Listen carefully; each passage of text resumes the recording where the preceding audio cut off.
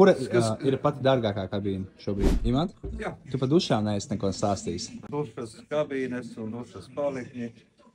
Teiksim, man jau patīk populārākais ravaks ir. Tātad dušas paliknis, akmens masas, dušas durvis, viņas var kombinēt. Varbūt 1,20 m platumā, varbūt 90 platumā. Sieniņu var 90, 80 metru platumā. Tāpat kā dušas paliknes, akmens masas, noņemams šitais borteņš, tiek pie sifona klāt.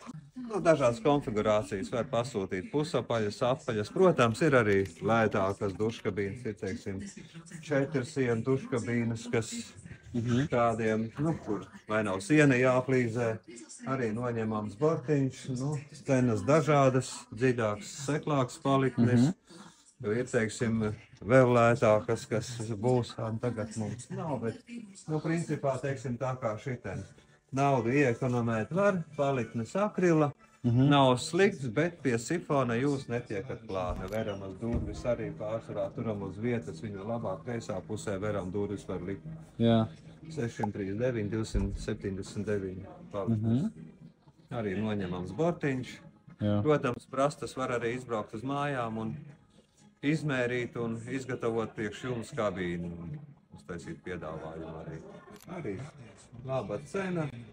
Teiksim, tāds budžeta variants, ļoti nav sliktas kabīnes. Arī Roltehnikas ir kabīne. Tā kā interesanta veramas durvis, kas ir vietas un akmens masas paliknis, pusapaiš uz 90, kas ejoši, tagad ir 169 eiro. Tāda kabīne, tā ļoti laba cena, 109 eiro. 129 tikai? Jā, tikai te būs matēts. Jā, kāds pāris palikušās ir. Kura ir pati dārgākā kabīne šobrīd? Laikam to pirmo, ko ravaku mēs skatījām. Šī, jā? Šitā te? Šī? Šī 800 eiro. Latvijā leņķīlītes vai pasās, kā patīk.